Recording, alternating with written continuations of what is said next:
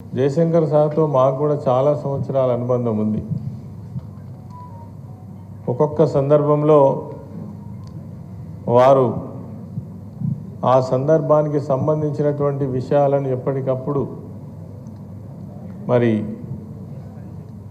వివరిస్తూ తెలంగాణ ఉద్యమాన్ని వ్యాప్తి చేయడంలో తన జీవిత కాలం తెలంగాణ రాష్ట్ర సాధన కోసమే కృషి చేసినటువంటి ఒక మహోన్నతమైనటువంటి వ్యక్తి ప్రొఫెసర్ జయశంకర్ సార్.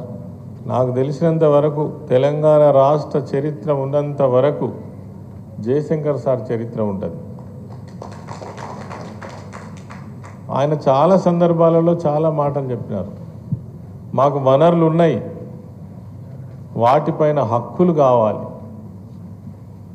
యాచించే స్థాయి నుంచి శాసించే స్థాయికి మేము రావాలి, అందుకే మా తెలంగాణ రాష్ట్రం మాకు కావాలని నినదించినటువంటి గొప్ప వ్యక్తి. అదేవిధంగా తను విద్యార్థి దశ నుండే తెలంగాణ రాష్ట్ర సాధన కోసం నిర్భయంగా అనేక ఉద్యమాలలో పాల్గొన్నటువంటి వ్యక్తి. ముల్కీ రూల్స్ వ్యతిరేకంగా ఆనాడు జరిగినటువంటి ఉద్యమంలో అగ్రభాగాన నిలబడి మరి నినదించినటువంటి వ్యక్తి. సమైక్య ఆంధ్రప్రదేశ్లో తెలంగాణ వ్యతిరేక శక్తులకు ఎక్కడ కూడా జంకకుండా తలవొగ్గకుండా తన అభిప్రాయాన్ని కుండ బద్దలు కొట్టినట్టుగా అనేక వేదికలపైన తెలంగాణ రాష్ట్రానికి జరుగుతున్నటువంటి అన్యాయాన్ని గురించి మరి గొప్పగా గొంతెత్తినటువంటి ఒక గొప్ప నాయకులు జయశంకర్ గారని ఈ సందర్భంగా మనం మననం చేసుకోవాలి. ఇంకా అనేక విషయాలు వారు మాకు అందించిన స్ఫూర్తి. వాస్తవంగా వారు కేసీఆర్ గారితో ఏనాడైతే కలిసిండ్రో ఆనాడు నుంచే కేసీఆర్ గారి యొక్క ఆలోచనలకు మరి ఒక ఆయుధంలాగా వారు తోడైనరు. తెలంగాణ రాష్ట్ర సాధన జరిగేంత వరకు కూడా వారు ఇచ్చినటువంటి స్ఫూర్తి చాలా గొప్పగా ఉంది.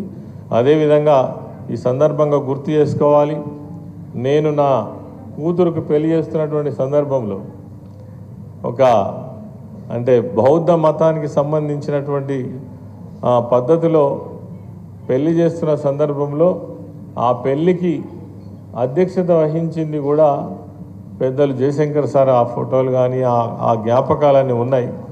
మరి ఆ రోజు వారి చేతుల మీదుగా నా కూతురు మ్యారేజ్ జరగడం, అనేక సందర్భాల్లో ఢిల్లీలో కావచ్చు, హైదరాబాద్లో కావచ్చు, కేసీఆర్ గారితో చర్చలు జరిగినప్పుడు ఎన్నో సందర్భాలలో వారితో కలిసి ఉండేటువంటి అవకాశం మాకు కలిగింది. వారి జయంతి సందర్భంగా వారికి అనేక విషయాలను మనం గుర్తు చేసుకోవడం మన అవసరం. ఈ సందర్భంగా వారికి ఘనమైనటువంటి నివాళులు అర్పించు నాకు ఈ అవకాశం కల్పించిన పెద్దలకి ధన్యవాదాలు తెలియజేస్తూ జై తెలంగాణ.